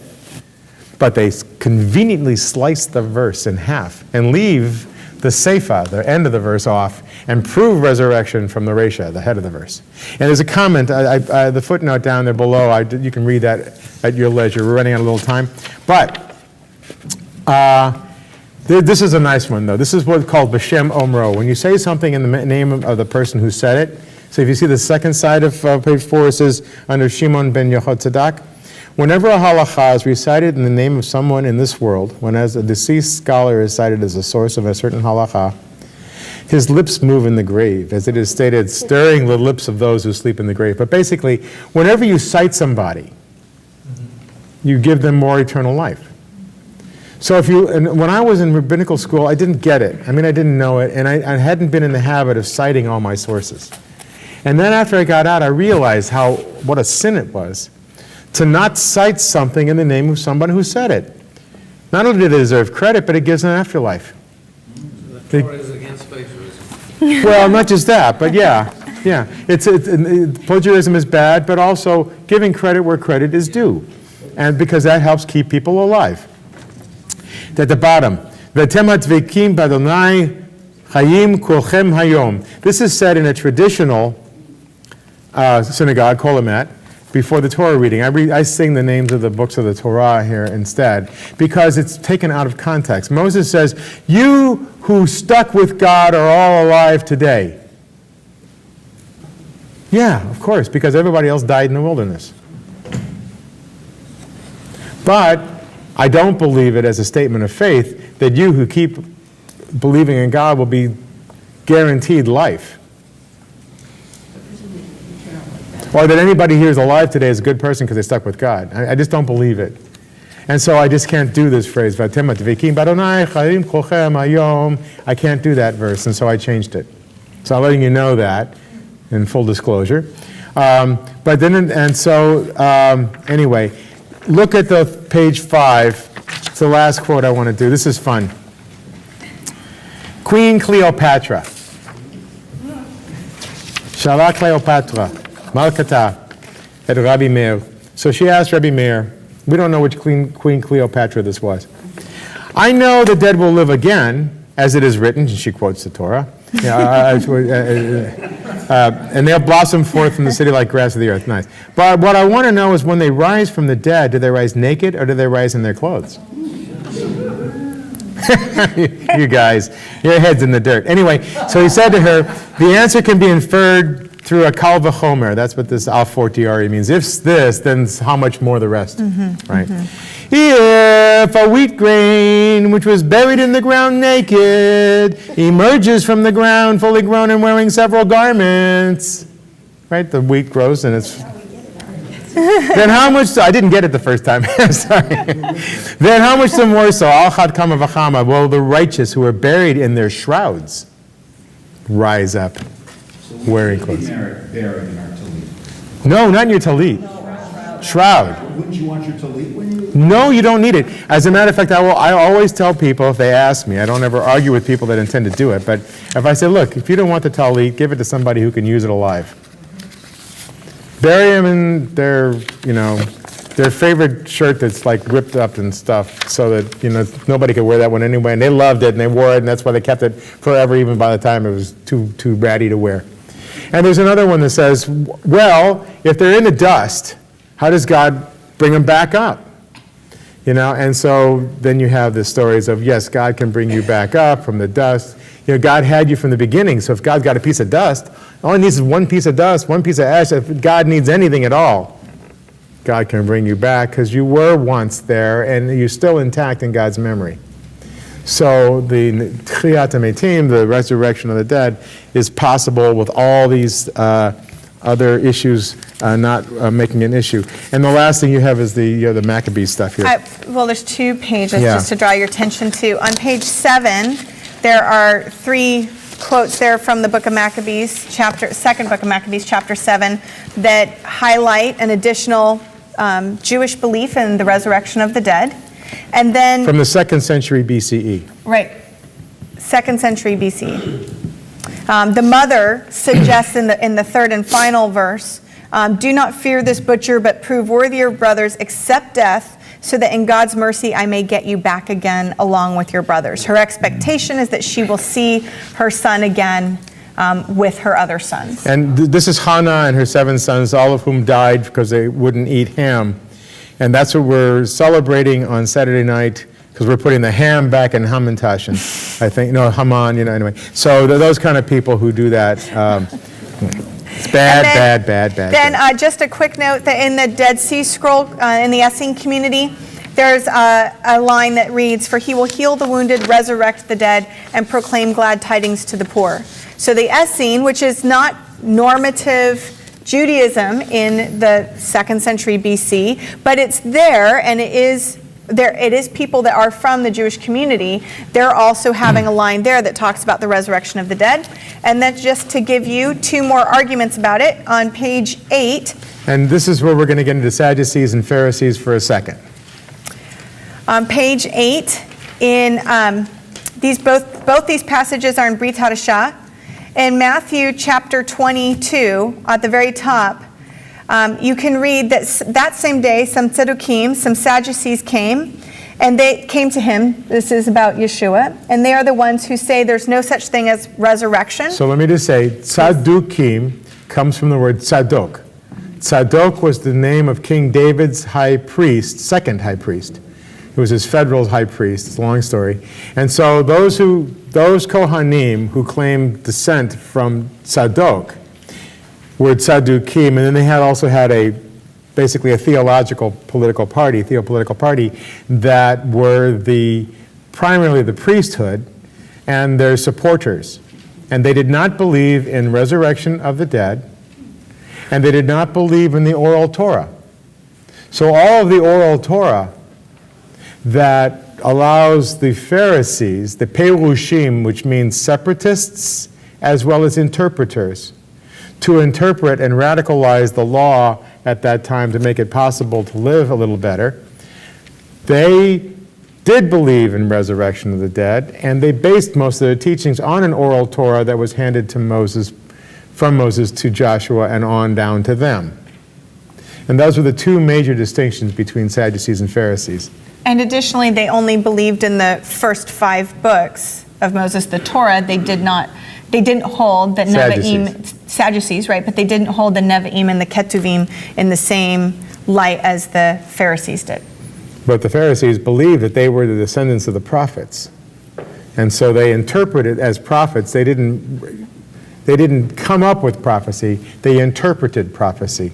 And so that was the basis of Pharisaic. What? They were the spiritual descendants and students, yes. Yes. And so when I do Moshe Kibel Torah Misinai at a bar mitzvah here, Moses received the Torah at Sinai and passed it to Joshua, and Joshua to the tribal elders, and the tribal elders to the prophets, and the prophets to the men of the great assembly who were the first rabbis. That is Pirkei Avot in the Mishnah 1:1. That is the constitution of oral Torah of Pharisaic Judaism. And that's why you say Pirkei Avot. Who are they, the Avota? Who are the chapters of the fathers? Who are the fathers? What are the fathers of? They are the fathers of Rabbinic Judaism, the founding fathers of Rabbinic Judaism, the first Pharisees, and that were known that way. So, just for the sake of time, we'll just note that what happens is that the Sadducees come up to Yeshua and say, tell us, if you believe in the resurrection of the dead, who will people be married to if they've had more than one spouse, more than one wife in heaven? Yeah. And he answers them, you've gone astray because you're ignorant of the Tanakh and of the power of God. I'm sure that went over really well. For in the resurrection, neither men nor women will marry, but they will be like the angels in heaven. And as for whether the dead are resurrected, haven't you read what God said to you? I am the God of Abraham, the God of Yitzhak, and the God of Yaakov. He is not the God of the dead, but of the living. And when the crowds heard how he taught, they were astounded. But when the Tzaddukim learned that he had silenced the Tzaddukim, they got together, and one of them, who was a Torah expert, asked a she'ilah. She'ilah means a question. And in Yiddish, it's a shaila. So that's how you pose a question, and then the answer is a tshuva. And so the responsa literature is the literature of answering questions of law and theology posed to rabbis. So they ask him, Rabbi, which mitzvot in the Torah is the most important? And this isn't, by the way, the only recording of this type of question in the Gospel of Mark. Yeshua answers, Shema Yisrael, Adonai Eloheinu, Adonai Echad. And then he says, Ve'ahavta et Adonai Elohecha. So he'll then say, you are to love Adonai with your God, with all your heart, with all your soul, and with all your strength. And this is the greatest and most important mitzvah. And the second is similar to it. You are to love your neighbor as yourself, from Vayikra. And all of the Torah and the prophets are dependent on these two mitzvot. And then turning to the assembled Prushim, Pharisees, Yeshua put a she'ilah to them, tell me your view concerning the Messiah, whose son is he? And they said to him, David's. Then how is it, he asked them, that David, inspired by the Spirit, calls him Lord when he says, Adonai said to my Lord, sit here at my right hand until I put your enemies under your feet? If David thus calls him Lord, how is he his son? And no one could think of anything to say in reply. And from that day on, no one dared to put him another she'ilah. I only show this to demonstrate that within the first century, there are Jews who are recording this discussion again. Do you believe in the resurrection of the dead? We do, you don't. And if scholars had to place Yeshua in a pocket of which group he's most like, he is most like a Pharisee, a rabbi, a Torah sage. I'm not in any way suggesting that he's on the same stage as yours. I don't expect us to all agree that he's a phenomenal teacher. I'll be the one that thinks that. But I just want to show that the discussion is happening. To that end, then, just finally in Acts chapter 22, Shaul, also known as the Apostle Paul, causes an uproar in front of the Sanhedrin. He's brought before the Sanhedrin because people are upset and angry about him for a variety of reasons. You can read the story. And in that minute, he says, he has this, and we can jump down to verse 6. Knowing that one part of the Sanhedrin consisted of Tzedukim and the other of Perushim, Shaul shouted, "Brothers, I myself am a Perush, a Pharisee, and the son of Perushim, and it is concerning the hope of the resurrection of the dead that I am being tried." And when he said this, an argument arose between the Perushim and the Tzedukim, and the crowd was divided, for the Tzedukim denied the resurrection and the existence of angels and spirits, whereas the Perushim acknowledged both. So there's a great uproar, and with some of the Torah teachers who are on the side of the Perushim standing up and joining in, saying, "We don't find anything wrong with this man, and if such a spirit or angel spoke to him, what of it?" And the dispute became so violent that the commander, fearing that Shaul would be torn apart by them, ordered the soldiers to go down and take him by force and bring him back into the barracks. So Shaul, knowing this dispute, lobs this argument in front of everybody and goes, "Hey, this is why I'm being persecuted. I believe in the resurrection of the dead." And they're like, "Oh, hey, we do too. No, we don't." And then that dispute carries forth again. So we have early Jewish literature talking about Jewish Christian literature, talking about this conflict and belief system. The book of Acts.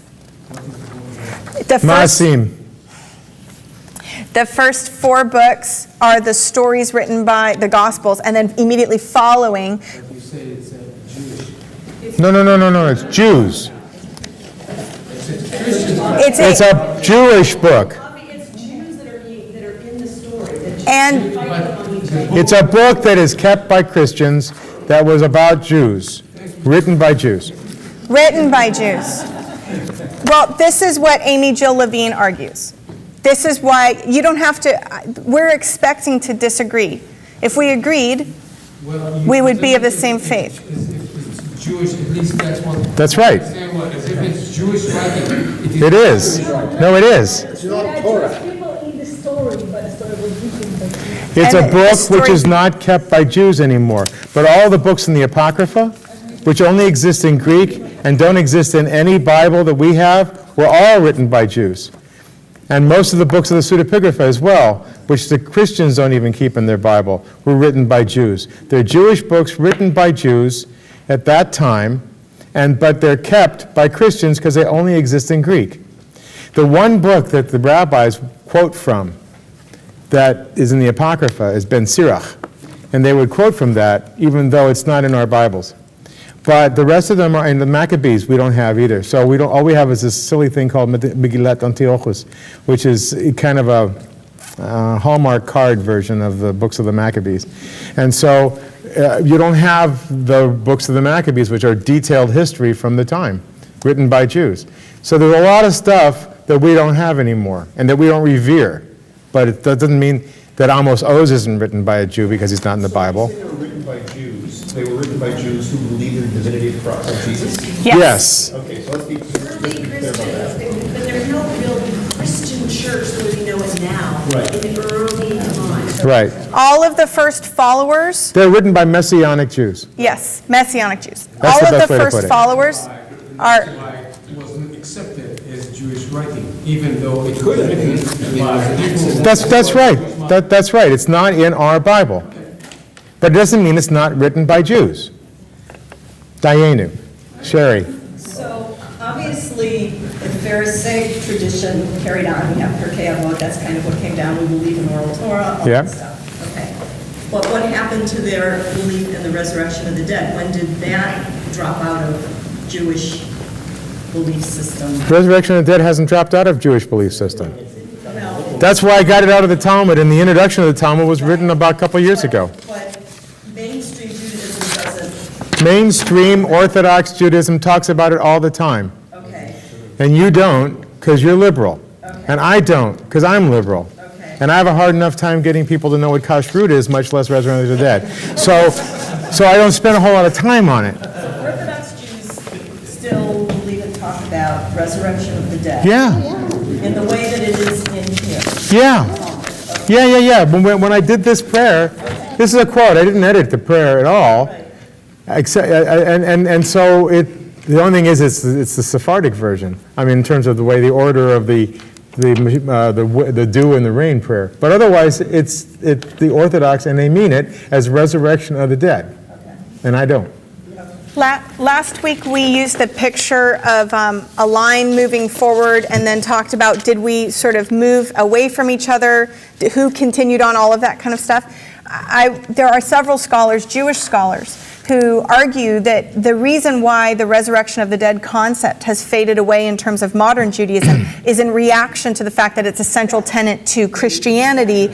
So it's not so much that, so they're on the mission to try to redeem and pull it back into acknowledgement that it is essentially a Jewish concept that Christians have taken, not a Christian concept that was invented.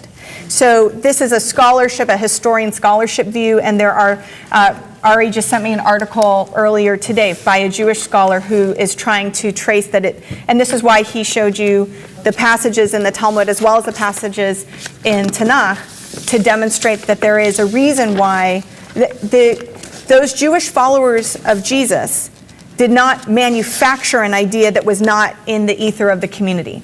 It was talked about by the Maccabees. It was talked about in Essenes community. It was talked about. It's that since we've also developed in reaction to each other, that's part of our development. Yeah. So one last thing is that I had a professor, Jacob Pedachowski, Allah Shalom, may he rest in peace, and he wrote a book called The Heirs, Heirs, of the Pharisees, and that we are today the heirs of the Pharisees. All of Judaism today, except for Karaites, is Pharisaic, rabbinic Judaism. Even if we're liberal, and this was a Reformed rabbinical seminary, even if we're liberal, we're still Pharisaic. But one thing we share in common with the Sadducees is we don't really get into resurrection of the dead. So that is, there are a lot of things that we share with various groups of Jews over history, and that's one of them. So it's such a surprise for most people. It was a surprise for me in rabbinical school to find out that resurrection of the dead was a concept. And I just didn't understand it. Nobody ever talked about it, ever, as I was growing up. And it's the same surprise that you experienced tonight. Yeah, Gary. So my question about the resurrection of the dead, why is it an important concept in Judaism?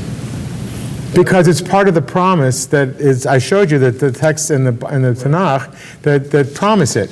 And the promise is that this is not the end. So things don't work out well here. But as you said yourself a little bit ago, on a more than just simply day-to-day level, at the core of Judaism is an emphasis on behavior and action in this life. That's right. And so that's why I don't understand, other than trying to comfort those who are bereaved, which I think, Danielle spoke to very well, other than a goal of comforting bereaved, why should it be a concept that's of import in Judaism? If the focus is on what you do in this life and what happens thereafter should be completely irrelevant. I'm not going to say that it should be.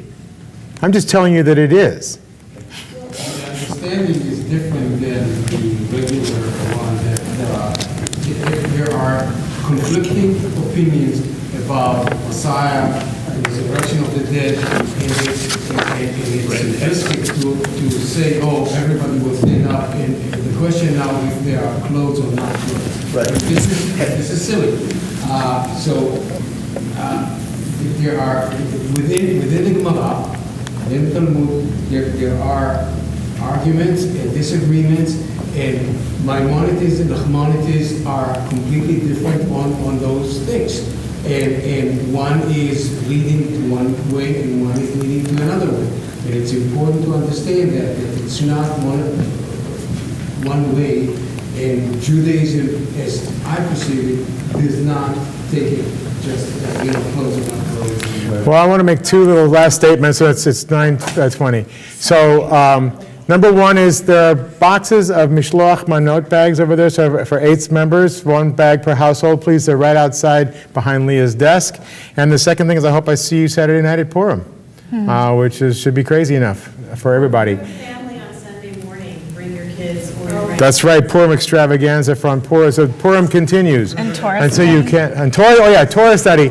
So we'll be doing more texts from this kind of concept on Saturday morning. So please do feel ready to come to Torah study and try to experience it for the first time. And if you place We had a a good crowd question on last the week. moderator that we aren't able to attend to, I'll, in a course setting, I'll do my best to try to find a resource, or Ariel, do And this week, we're going to talk about these kinds of things on Thursday. We didn't get a chance to videotape it, so we're going to try and do that this week, because that's our plan. Thank you guys so yes. much. I learn a lot from you. Thank you.